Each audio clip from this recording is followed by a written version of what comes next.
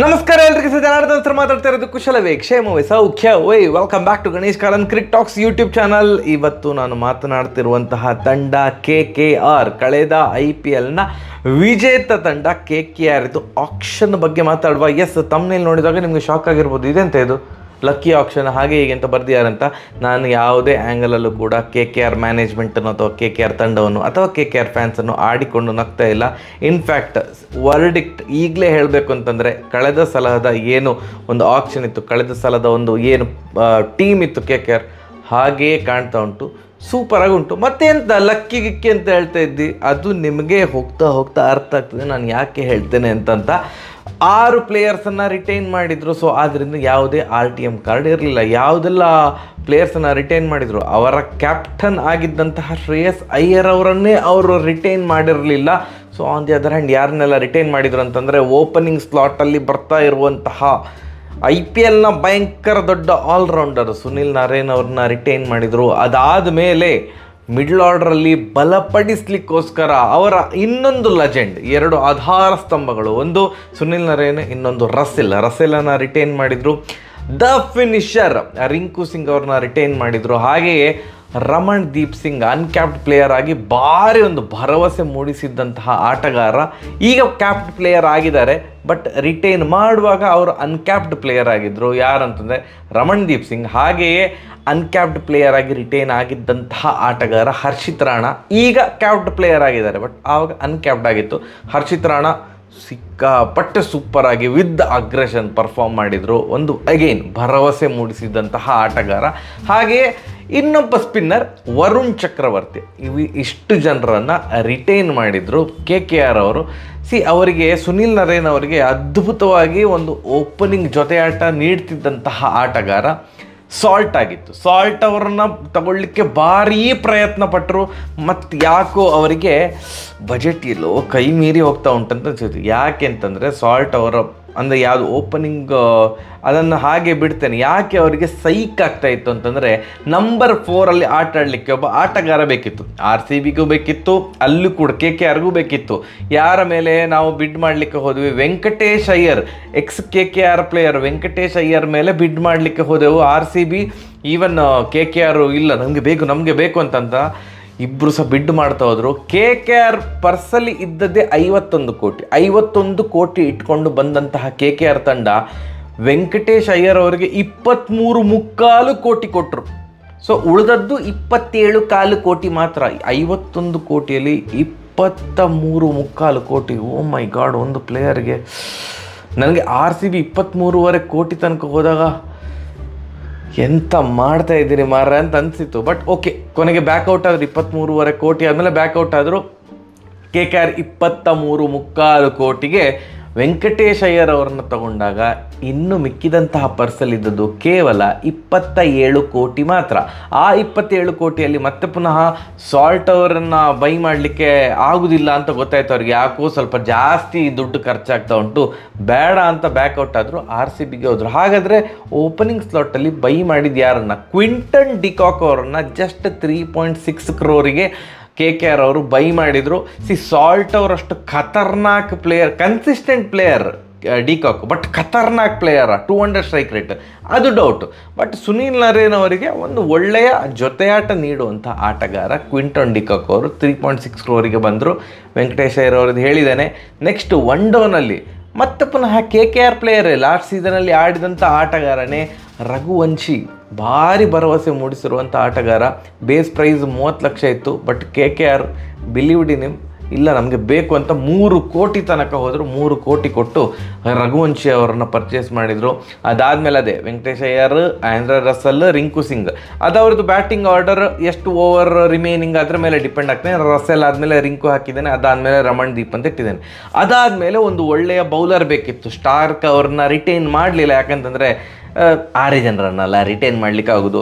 So ಏನು south ಆಫ್ರಿಕಾದ Nokia, spelling ಬೇರೆ, ಪ್ರೊನೌನ್ಸಿಯೇಷನ್ ಬೇರೆ. ಸ್ಪೆಲ್ಲಿಂಗು ಪ್ರಕಾರ ಓದಿದ್ದು ನಾರ್ಟ್ ಜೆ ಅಂತ ಇರ್ತದೆ, ಬಟ್ ಅವರನ್ನು ಪ್ರೊನೌನ್ಸ್ ಮಾಡೋದು ನೋಕಿಯಾ. ಸೊ ಅವರನ್ನು 6.25 ಕೋಟಿ ಕೊಟ್ಟು ಪರ್ಚೇಸ್ ಮಾಡಿದ್ದಾರೆ. KKR ಅವರು ಹರ್ಷಿತ್ ರಾಣಾ ಥರ ಟಾಲ್ ಬೌಲರ್, ಇವಾಗ ಸ್ವಲ್ಪ ಉದ್ದ ಬೌಲರ್ ಕಂಡ್ರೆ ಭಾರಿ ಇಷ್ಟ ಅಂತ ಕಾಣ್ತಾರೆ KKR ಅವರಿಗೆ. ಒಂದು ಕಡೆಯಿಂದ ಹರ್ಷಿತ್ ರಾಣಾ, ಇನ್ನೊಂದು ಕಡೆಯಿಂದ ನೋಕಿಯಾ ದಡಬಡ ಅಂತ ಬಾಲ್ ಆಗ್ತಾ ಇರ್ತಾರೆ. ಅವರನ್ನು 6.5 ಕೋಟಿ ಕೊಟ್ಟು ಪರ್ಚೇಸ್ ಮಾಡಿದರು. ಹಾಗೆಯೇ ಲಾಸ್ಟ್ ಸೀಸನಲ್ಲಿ ಹರ್ಷಿತ್ ರಾಣನಷ್ಟೇ ಇಫೆಕ್ಟಿವ್ ಆಗಿ ಬೌಲಿಂಗ್ ಹಾಕಿರುವಂತಹ ವೈಭವ್ ಅರೋರಾ ಅವರನ್ನು ಮತ್ತೆ ಪುನಃ ಆಕ್ಷನಲ್ಲಿ ಬೈ ಮಾಡಿದರು. 1.8 crore ಕೊಟ್ಟು ಆಕ್ಷನಲ್ಲಿ ಬೈ ಮಾಡಿದರು. ನಿಮಗೆ ಪ್ಲೇಯಿಂಗ್ 11 ನೋಡಿದಾಗ ನಿಮಗೆ ಲಾಸ್ಟ್ ಸೀಸನ್ KKR ಯಾರ್ಯಾರು ಎಲ್ಲ ಆಡಿದ್ರಲ್ಲ ಅವರೇ ಕಾಣ್ತಾರೆ, ಎಕ್ಸೆಪ್ಟ್ ಡಿಕಾಕ್ ಮತ್ತು ನೋಕಿಯಾ. ಅವರಿಬ್ಬರು ಬಿಟ್ಟು ಮತ್ತೆ ಎಲ್ಲರೂ ಕೂಡ KKR ತಂಡದಲ್ಲಿ ಆಡಿದವರೇ, ಲಾಸ್ಟ್ ಟೈಮ್ ಆಡಿದವರೇ. ಸೊ ಇವರು ಕೋರ್ ಟೀಮು ಏನು 6 ಜನರನ್ನು ರಿಟೈನ್ ಮಾಡಿದ್ರಲ್ಲ, ಮತ್ತು ಅದರ ಸುತ್ತ ಕೂಡ ಕಳೆದ ವರ್ಷ ಆಡಿದಂಥ ಪ್ಲೇಯರನ್ನು ಏನು ಬೈ ಮಾಡಲಿಕ್ಕೆ ಸಾಧ್ಯವಾದಷ್ಟು ಪ್ರಯತ್ನ ಪಟ್ಟರು, ಸಕ್ಸಸ್ ಕೂಡ ಕಂಡಿದ್ದಾರೆ. ನಿಮಗೆ ಲಾಸ್ಟ್ ಟೈಮ್ ಆಡಿದಂಥ ಆಟಗಾರರೇ ತುಂಬಿ ತುಳುಕ್ತಾ ಇದ್ದಾರೆ. ಯಾಕೆ ಈಗ ಲಕ್ಕಿ ಅಂತ ಹೇಳ್ತಾನೆ ನಾನು. ನೋಡಿ, 51 ಕೋಟಿ ಇದ್ದಂತಹ ಒಂದು ಪರ್ಸು 27.25 ಕೋಟಿಗೆ ಇಳೀತು. ಯಾವಾಗ ಅಯ್ಯರ್ ಅವ್ರನ್ನ ವೆಂಕಟೇಶ್ ಅಯ್ಯರ್ ಅವ್ರನ್ನ ಪರ್ಚೇಸ್ ಮಾಡಿದಾಗ. ತಂಡದಲ್ಲಿ 7 ಜನ ಮಾತ್ರ ಆದದ್ದು, ಆಯಿತಾ. ಇನ್ನು 4 ಜನರನ್ನು ತುಂಬಬೇಕು. ಅದಾದಮೇಲೆ ಇಂಪ್ಯಾಕ್ಟ್ ಪ್ಲೇಯರ್ಸಿಗೆ ಒಂದಿಷ್ಟು ಅಂದರೆ ಟೀಮ್ ಫಿಲ್ ಮಾಡಬೇಕಲ್ಲ, ಮಿನಿಮಮ್ ಅಟ್ಲೀಸ್ಟ್ ಒಂದು 20-21 ಜನರನ್ನಾದರೂ ಬೈ ಮಾಡಬೇಕಲ್ಲ. ಸೊ ಅಷ್ಟು ಜನರನ್ನು ಇನ್ನೂ ಬೈ ಮಾಡಲಿಕ್ಕುಂಟು. ಪರ್ಸಲ್ಲಿರೋದು ಕೇವಲ 27.25 ಕೋಟಿ. ಬಟ್ ಲಕ್ಕೋ ನಾನು ಈಗ ಸ್ವಲ್ಪ ಲಕ್ ಅಂತ ನಾನು ಭಾವಿಸ್ತೇನೆ. ಬಟ್ ಯಾರನ್ನೆಲ್ಲ ಮತ್ತೆ ಬೈ ಮಾಡ್ತಾ ಹೋದ್ರು ನೋಡಿ, ಇಂಪ್ಯಾಕ್ಟ್ ಪ್ಲೇಯರ್ ಆಗಿರ್ಬೋದು, ಬ್ಯಾಕಪ್ ಪ್ಲೇಯರ್ಸ್ ಆಗಿರ್ಬೋದು, ಎಲ್ಲ ಸಹ ಇವರಿಗೆ ಎಲ್ಲರೂ ಕೂಡ ಬೇಸ್ ಪ್ರೈಸಲ್ಲಿ ಸಿಕ್ಕಿದ್ರು ಮಾರ್ರೆ. ಎಸ್, ಇಂಪ್ಯಾಕ್ಟ್ ಪ್ಲೇಯರ್ ಆಗಿ ಅಜಿಂಕ್ಯ ರಹಾನೆ ಅವರನ್ನು ತಗೊಂಡು, ಅಂದರೆ ನಾನು ಇಟ್ಕೊಂಡಿದ್ದೇನೆ ಇಂಪ್ಯಾಕ್ಟ್ ಪ್ಲೇಯರ್ ಆಗಿ ಯೂಸ್ ಆಗ್ತಾರೆ ಅಂತ. ಒಬ್ಬ ಸ್ಟಡಿ ಆಟಗಾರ ಬೇಕಾಗ್ತದೆ. ಅಜಿಂಕ್ಯ ರಹಾನೆ ಅವರನ್ನ 1.5 ಕೋಟಿ ಕೊಟ್ಟು ಬೈ ಮಾಡಿದರು. ಮನೀಶ್ ಪಾಂಡೆ ಅವರನ್ನು ಅಗೈನ್ ಅವರ ಬೇಸ್ ಪ್ರೈಸ್ 75 ಲಕ್ಷಕ್ಕೆ ಬೈ ಮಾಡಿದರು. ಮಯಾಂಕ್ ಮಾರ್ಕಂಡೆ ಬೌಲಿಂಗ್ ಆಪ್ಷನ್ ಬೇಕು ಅಂತ ಇದ್ದರೆ ಡೌಟ್ ಸಿಗೋದು, ಯಾಕಂದರೆ ಆಲ್ರೆಡಿ ಇಬ್ಬರು ಸ್ಪಿನ್ನರ್ ಇದ್ದಾರೆ. ಎನಿವೇ ಸ್ಪಿನ್ ಪಿಚ್ಚಲ್ಲಿ ಚೆನ್ನೈಗೆಲ್ಲ ಹೋದಾಗ ಮಯಾಂಕ್ ಮಾರ್ಕಂಡೆ ಬೇಕಾಗ್ಬೋದು. ಸೊ ಮಯಾಂಕ್ ಮಾರ್ಕಂಡೆ ಅವ್ರನ್ನ 30 ಲಕ್ಷಕ್ಕೆ ಬೈ ಮಾಡಿದರು. ಈ 3 ಪ್ಲೇಯರ್ಸ್ ಬೇಸ್ ಪ್ರೈಸಲ್ಲಿ ಸಿಕ್ಕಿದ್ರು ಮಾರೆ ಇವರಿಗೆ. So impact players list sort ಆಯಿತು. ಅದಾದಮೇಲೆ ಬ್ಯಾಕಪ್ ಪ್ಲೇಯರ್ ತಲೆಗೆ ಹೊಡೆಯುವಾಗ ಬ್ಯಾಕಪ್ ಪ್ಲೇಯರ್ಸನ್ನು ರೆಡಿ ಮಾಡಿ ಇಟ್ಕೊಂಡಿದ್ದಾರೆ.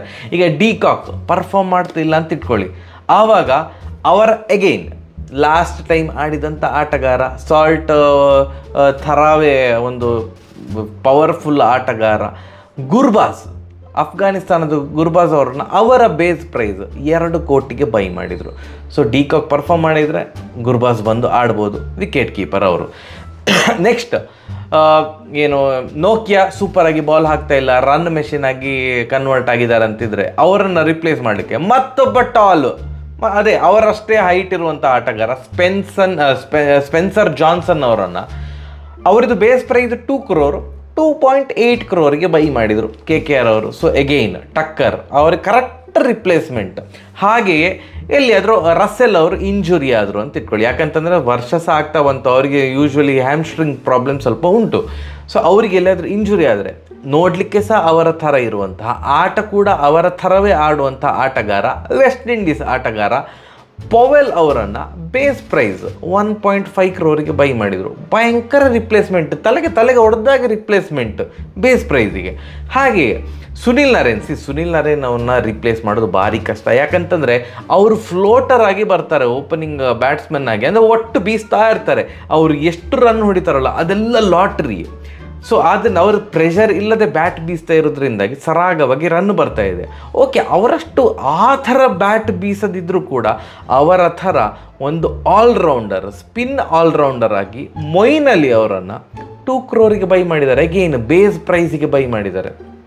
ಸೂಪರ್. ನೆಕ್ಸ್ಟ್ ವೈಭವ್ ಅರೋರಾ ಅವರು 1 ಸೀಸನ್ ವಂಡರ್ ಥರ, ಲಾಸ್ಟ್ ಸೀಸನ್ ಥರ ಈ ಸಲ ಪರ್ಫಾರ್ಮ್ ಮಾಡಲಿಲ್ಲ ಅಂತ ಇಟ್ಕೊಳ್ಳಿ. ಒಂದು ಬ್ಯಾಕಪ್ ಬೌಲಿಂಗ್ ಬೇಕಲ್ಲ.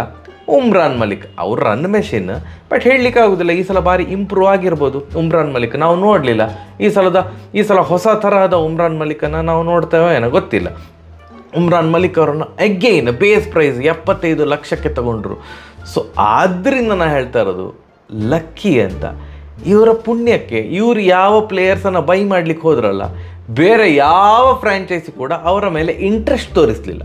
ಇವರು ಯಾರ ಮೇಲೆ ಇಂಟ್ರೆಸ್ಟ್ ತೋರಿಸಿದಾರಲ್ಲ, ಮಿಕ್ಕಿದಂಥ 9 ಫ್ರ್ಯಾಂಚೈಸಿ ಕೂಡ ಅವರ ಮೇಲೆ ಇಂಟ್ರೆಸ್ಟ್ ತೋರಿಸ್ತಿಲ್ಲ. ಆದ್ದರಿಂದ ಇವರು ಕಂಪ್ಲೀಟ್ ಒಂದು ಸ್ಕ್ವಾಡ್ ರೆಡಿ ಮಾಡುವಾಗ ಆಯ್ತು, ಇಲ್ಲದ್ರೆ ಭಾರಿ ಕಷ್ಟ ಆಗ್ತಾ ಇತ್ತಪ್ಪ. ಅಯ್ಯರ್ ಅವರಿಗೆ ನೀವು 23.25 ಕೋಟಿ ಕೊಟ್ಟ ಮೇಲೆ ನಾನು ಅಂದ್ಕೊಂಡೆ ಇವರು ಒಂದು 20 ಜನರದ್ದು ತಂಡ ಮಾಡಲಿಕ್ಕೆ ಭಾರಿ ಕಷ್ಟಪಡ್ತಾರೆ ಅಂತ.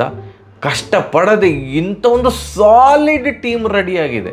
Not even playing 11 impact players ಆಗಿರ್ಬೋದು, ಬ್ಯಾಕಪ್ ಪ್ಲೇಯರ್ಸ್ ಅಂತೂ ಭಯಂಕರ ಇಷ್ಟ ಆಯ್ತು ನನಗೆ.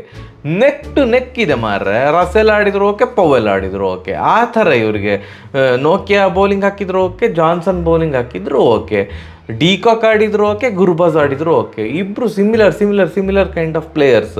ಹಾಗಾದರೆ ಬೆಂಚ್ ಇವರು ಏನು ಪಂಜಾಬ್ ಕಿಂಗ್ಸ್ ಥರ 25 ಪ್ಲೇಯರ್ಸ್ ಇದು ಏನು ಟೀಮ್ ಬಿಲ್ಡ್ ಮಾಡಿಲ್ಲ, 21 ಪ್ಲೇಯರ್ಸನ್ನು ಬಿಲ್ಡ್ ಮಾಡಿದ್ದಾರೆ, ಅಂದರೆ ಬೈ ಮಾಡಿದ್ದಾರೆ. ಸೊ ಬೆಂಚಲ್ಲಿ 2 ಜನ ಯಾರಂತಂದರೆ ಅನುಕೂಲ್ ರಾಯ್, ಅವರು 30 ಲಕ್ಷ ಅವರದು ಬೇಸ್ ಪ್ರೈಸ್, 40 ಲಕ್ಷ ಕೊಟ್ಟು ತೊಗೊಂಡಿದ್ದಾರೆ. ಇನ್ನೊಂದು ಲವ್ನೀತ್ ಸಿಸೋಡಿಯಾ.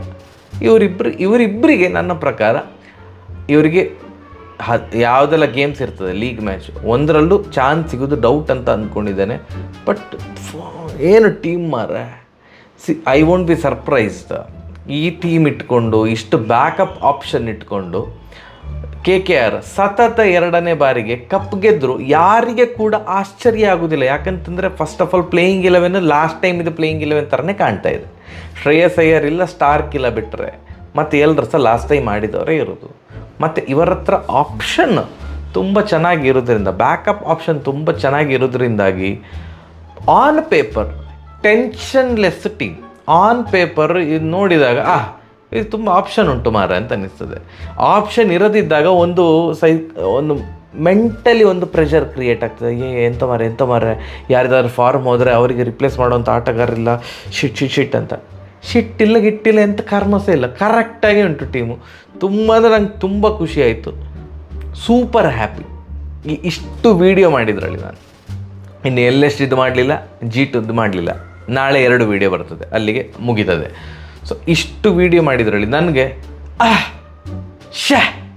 ಸೂಪರ್ ಅಂತ ಅನಿಸಿದ್ದು KKR ಟೀಮು.